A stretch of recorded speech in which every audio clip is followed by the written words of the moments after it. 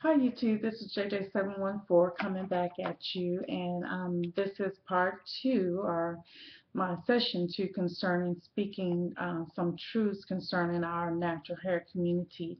I really wanted to do this chat or discussion because I think it's something that really warrants it at this time, especially with our economy being the way that it is. And, our community is affected more by job layoffs or unemployment. And I myself find myself unemployed for the second time in, I guess, like 4 years now. This is my second time being unemployed. So, um, I've tend to pay a little bit more attention to where I spend my money and how I spend my money. And one of my concerns, again, like I said, is concerning our natural hair community because when you go onto YouTube, you can find anybody out here now that are making product, and they will say that the product is natural, but please be vigilant about your purchases, especially when people are coming up with products that they're saying that you can get so much growth in so many days, and it seems like everybody jumped on the bandwagon, and I have been guilty of that as well. For instance, I remember back, I think it was in March, April time frame of 2011, just before I started my internship. I had heard about Valerie Oshiri, I believe. She came up with a growth oil that apparently, or growth elixir, that you can get so many inches in 9 days or whatever. And I actually made the product myself based on the ingredients that she said. And I did get some growth, but I didn't get 9 inches. After a while, especially, when you begin to start looking at things from um, just looking at things normally, you will begin to evaluate things. I am a type of person that I like researching things. I have a legal background, so in the legal field, you can't just go by what a person says because that's called hearsay. You have to actually check the facts out for yourself and make sure that before you present something to an attorney that they're going to use in court, that is an actual precedent for that you're giving. But not only that, it's factual. So you have to make sure that when it comes to purchasing, and it's not just for natural hair, it's for anything. That I remember my grandmother especially, she would always say, if it sounds too good to be true, chances are it's just that it's too good to be true. So I always try to use I guess common sense when it comes to purchasing products. Being that I'm natural, I do want to try to stick with products that are primarily natural. But one thing that I have come to know for a fact for myself, there is no product, repeat, there is no product out here that will grow your hair. What products do is they enable or aid you in your um, hair journey process. What the bottom line is in order for someone who's just starting their hair journey, you need to really become informed about your hair, become your best advocate when it comes to your hair.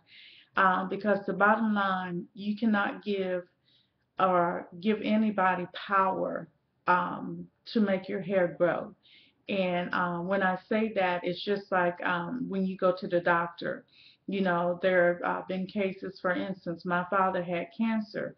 Most people would say, oh, when a person has cancer, that means, oh, they're going to die. But praise God, he's not. Because one, he had a great doctor, but two, he's a born again believer. And we believe, we have faith, and we believe that by Jesus' stripes, he is healed, and he is healed. And so the thing is that it's not always what you see, is sometimes it's about what you know. And some things that, there are a lot of people out there, we used to call them tricksters or shysters or whatever. And unfortunately, we have some shysters in the natural hair community. And, I don't mean to sound cold, or, I'm not trying to pinpoint or pick anyone, but just what I'm trying to say is do your research. You have people out here that, as I mentioned before, using the word, people classify them as natural hair gurus. Well, first of all, what makes a guru? The thing is that when you use words, you have to make sure that you know what those definitions for those words are. And if the person, that a person is saying, well, they're a guru, if they don't have all the traits of a guru, why are you calling them a guru? The other thing is, I'm one of those people. Um, when I was in the military, I was a good follower, but I was also a good leader. I believe that you learn to lead by following, but at the same time, you need to be a person that, in other words, you stand out. Um, where all the crowd is going is not necessarily meaning that that's the best thing in town. So bottom line is, do your research. The reason that I mentioned Shakura's book Grow It, is because she has a lot of great information in this book. I read her book when I first got it. I read it really, really quickly, because I'm the type of person, when I get something that I really, really like, I will just, sit up and consume it. But then after I was having pretty nice conversation with a good friend of mine, um, I decided to pull it out again last night, and I started really reading it. And it's amazing how, sometimes you think that you've seen something, and then you go back and you look again and you didn't really see what you thought you saw. But one thing that I really like about her book is that it's very concise, it's very easy read, and she makes a lot of sense. Um, And the thing is, if you get this book as a newly natural, or someone that's even transitioning, but she's natural, if you get this book, and you read it, you have armed yourself with 90% of what you see, what you need.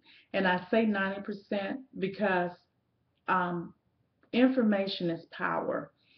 People can tell you all kinds of things, but when you know something, and when you really know it, because when we know something, we're going to do what we know, then you can discern what is right and what is not. Now, one of the challenges that I found in the natural hair community on YouTube is that there have been times that there have been naturals who have reached their goals, and they do videos. Well, first of all, when they start their videos, their hair is already long, or pretty much long, and then they go through these talks, but really when you listen to what they're talking about, they're really not saying a whole lot. And then, when you ask them comments, sometimes they respond to your comment, sometimes they don't. Um, my concern is, and then you have people who, and this is one thing that my husband told me. That's why I already know that with this video, there's probably going to be some outlashing. But you know, I'm a big girl. I can take it. I can handle it. But my concern is that when um, you disable comments, basically you go on and you say what you want to say, but then you don't want anyone to come back to make comments or, you know, say something. And I'll use, for example, I'm not going to call this natural's name, but she's pretty big natural. Um, and apparently there have been a lot of people who have questioned her hair length, are saying that they don't think that her hair is growing, so forth. Well, apparently it really offends her when people question her, the length of her hair, because of some of the remarks that she makes when she does her videos. Well, me being natural, and knowing some of the things that this natural does to her hair, say if you're going to be natural, then if you're going to, you know, blow dry your hair, and if you're going to use flat ironing on your hair, and if you're going to put hair color in your hair, and you're doing all of these things, well, first of all, hair color is chemical. It's no different than you putting out relaxer in your hair. So anybody who has done hair any length of time, and I'm much older than this person, so I used to do the perms, I used to do the hair color, I used to do it all. And matter of fact, I know quite a bit about hair, even though I have not gone to beauty school. I've been asked several times why don't I go to beauty school. Um, I've grown out my daughter's hair. I've grown out other people's hair prior to, you know, me even having children, because I used to do a lot of hair growing up. But I know that if you continue to use heat in your hair, and it doesn't have to be you using heat every day, but if you use heat several times a month in your hair, even 2 or 3 times a month in your hair, and then you're doing color in your hair, that is going to eventually cause some type of damage to your hair. There's a term called heat damage, where I know even with my own daughter's hair, I take her to go get her hair straight, and I take her to a gentleman to do her hair, and she got some heat damage in the back of her hair. So what I've had to do, and pretty much is all grown out, but like I told my daughter, I don't mind her getting her hair pressed for special occasions every now and then, but my goal is to grow her hair. And in order to grow her hair, that means I have to keep heat off her hair as often as possible. So I explained to her and showed her when she got the heat damage, what putting too much heat, even it could be one time, but if someone uses too much heat on your hair, whether you're doing it yourself or someone else is doing it, the only thing you can do is allow that hair to basically grow. You keep, you know, I co-wash my daughter's hair. I co-wash my hair more, but I mostly shampoo her hair since I do it once a week. But you're going to have to keep conditioning that hair, keep using leave-ins and, you know, natural oils to strengthen that hair until that hair grows out. And once that hair grows out, you know, then the newer hair comes in, will replace that damaged hair. But once you get heat damage, there's not a whole lot you can do other than let it grow out or cut it, because that's the bottom line. Um, but, you know, the thing is that you have to be practical. I always believe in, my thing is, I went through a process at one time where I wasn't being able to get my hair to be the way that it is now with the moisture in it. My hair, even when it was starting to grow, it would have a tendency to be dry. And so my curls would not fall the way that I wanted them to go. And I kept saying, oh well, I'm gonna get a Tex-Lax, and then I waited 6 months and I didn't get one. Well, after I went 2 years, I did put a Tex-Lax in my hair. And I have to honestly say, when I put it in my hair, I wish afterwards I hadn't.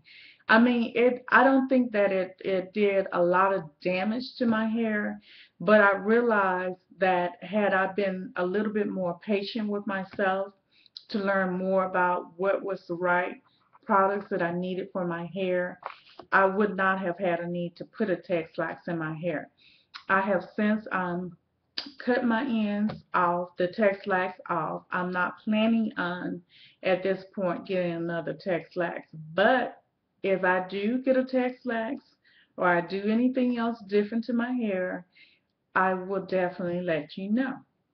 And so that's another problem that I have with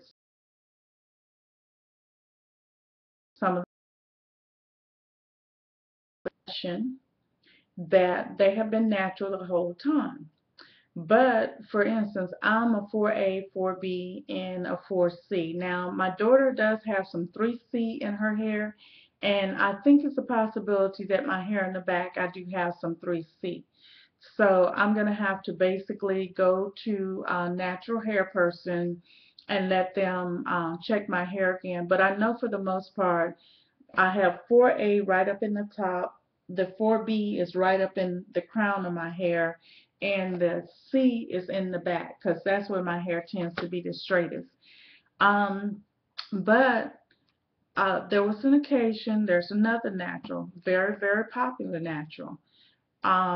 When you go onto her website, and you look at her, I think it's the hair journey part, but it might even be when her promo comes on for her thing. You'll see where her hair is cut really, really short. It's almost like a board cut. And then it shows where her hair is long. She's pretty much reached her goal and probably surpassed her goal. But if I was someone that didn't go back and look at her videos, I mean all of her videos, and ask questions, I would think that she grew her hair from a big chop to where she got it in a certain period of time. Well, come to find out that this natural has been natural probably off and on for like the last 12 or 13 years. But they got a lot of growth within, I would say, like the last 3 or 4 years. However, if you're a person that just big chop, go on, look at their website thinking, okay, well, I big chop my hair, then in 3 or 4 years I can have, my goal too, if that goal is the same as that person. Well, in between there, that person apparently had put a Tex-Lax or a texturizer or something in their hair. Well, my goal thing is, even though it did come up, the person didn't necessarily bring it up. I think it was some conversations about it, and then in one of her later videos, she did mention way down the line in her journey that yes, she had put a Tex-Lax in her hair, or texturizer in her hair, and she didn't big chop, but she let it grow out and transition out and cut it. Well, that's the problem. Is why can you my thing is, why can't you just say in your video that I not only big chopped my hair, I did Tex-Lax in my hair, I did whatever you've done in your hair. Just be honest and truthful about it. But when you give the appearance of this is what you've done, and people looking at it from the outside, it's somewhat misleading. I'm almost 20 minutes, so I'm going to have to stop there and I'm going to come back. But I'm going to pick up on this particular conversation when I come back.